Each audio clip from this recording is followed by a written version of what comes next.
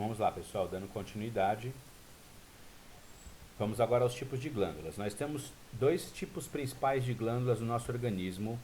São as glândulas exócrinas, que vão secretar as substâncias ou para fora do seu corpo ou para dentro de alguma cavidade, tá bem? E que, portanto, apresentam ductos de secreção. E as glândulas endócrinas, que não apresentam ductos de secreção, e tanto por isso são permeadas pela corrente sanguínea, né? Então permeada pelos capilares ou permeadas pelos capilares e já vão liberando as substâncias nesses capilares, tá bem? Ótimo. As glândulas exócrinas podem ser, por exemplo, as nossas glândulas salivares, as nossas glândulas sudoríparas, as nossas glândulas sebáceas, que produzem a oleosidade, né, que protege a nossa pele, nossa parte do nosso fígado quando produz a bile, né, então e secreta a bile que vai para a vesícula biliar, parte do nosso pâncreas também quando produz o suco pancreático e libera esse suco pancreático dentro da cavidade duodenal. Então aí esses caras estão cumprindo função de glândula exócrina, beleza? Glândulas endócrinas, quais são elas? Bom, a primeira glândula endócrina é uma glândula que eu não vou designar aqui para vocês na imagem, mas que é uma glândula muito importante, que é essa daqui, ó. Essa glândula aqui, ela se chama epífise. Epi significa sobre, né? Aqui é a hipófise, ó, onde eu estou apontando com o laser. Aqui é a epífise. A epífise, ela tem por função controlar o nosso ciclo circadiano. Dá uma quebrada nessa palavra aí, ó. Ciclo circadiano, quer dizer acerca de um dia, tudo bem? Acerca de um dia. Bom, esse ciclo circadiano, ele é controlado basicamente pelo hormônio melatonina. Então, como nós somos uma espécie de urna, nas espécies diurnas, a característica é que com a redução da luminosidade, essa espécie começa a liberar o hormônio melatonina, que é um indutor do sono, tá bem?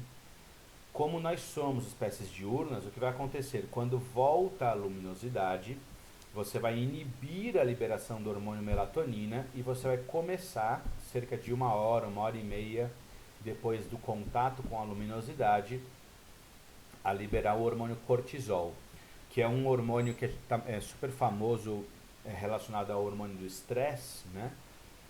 Mas você não deve entender, para efeito de vestibular e para efeito acadêmico, como o hormônio do nervosismo, tão somente. Você deve entender estresse como estresse biológico. O ser vivo ele está estressado à medida que ele está sempre antenado, né, sempre determinado em manter sua própria vida, em manter sua própria existência. Então, o cortisol ele nos prepara para isso. Quando você anda na rua, andar minimamente atento ao atravessar uma rua, ou então na sua segurança física, numa metrópole como São Paulo, por exemplo, ou outra metrópole violenta desse mundão aí sem fim, e etc. Tá, então a melatonina ela é liberada pela chamada epífise, tá bom? Epífise, ou também chamada pineal, tá?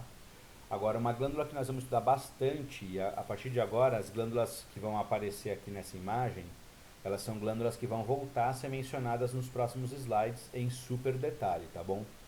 Então, é a hipófise, né? Então, a hipófise também chamada pituitária. A hipófise ou pituitária, ela tem o tamaninho de uma bolinha de gude, coisa aí de 1 centímetro de diâmetro, vamos dizer assim, e ela fica na base do seu encéfalo. Então coloca a língua no céu da sua boca e leva lá pro fundo, o máximo pro fundo que você conseguir, certo? Sem sujar o teclado do computador aí, hein? Sem vomitar. Então,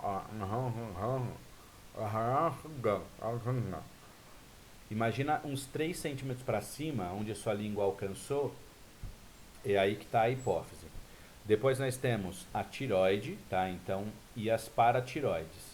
As paratiroides seriam 4 manchas. Se você imaginar que isso é uma borboleta, por exemplo, muitos autores e autoras comparam uma borboleta.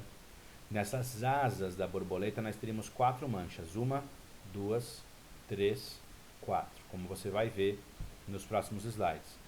E aqui seriam as paratiroides, tá bem? Agora, a borboleta em si, que fica à frente da nossa traqueia aqui, a borboleta é a tireoide, beleza? Então nós temos aí a tireoide. Aqui nós temos o timo, que é um órgão que reduz pronunciadamente sua atividade quando a gente passa da infância para a idade adulta. Depois nós temos o pâncreas, né? Então aqui designado, aqui as suprarrenais ou adrenais, né? Adrenal, eu não sei se alguém já te falou, mas vem de adrenal, né? Adrenal. Ad é junto de, né? Adjunto adnominal, adjunto adverbial, o ângulo adjacente, advérbio, junto do verbo. Então ad é junto de, aqui adrenal, junto do rim. No nosso caso foram chamadas suprarrenais porque nós somos bípedes, então elas acabam ficando sobre os rins, vamos dizer assim. Depois nós temos o pâncreas, né, que eu já tinha mencionado. Depois os ovários e os testículos, que são as chamadas gônadas. As gônadas, elas são órgãos reprodutivos que também têm função glandular, tá? Órgãos reprodutivos que também têm função de glândula. Essas são as gônadas, beleza? No próximo videozinho aí, clica no próximo vídeo que a gente já vai começar a falar da hipófise especificamente, tá bom?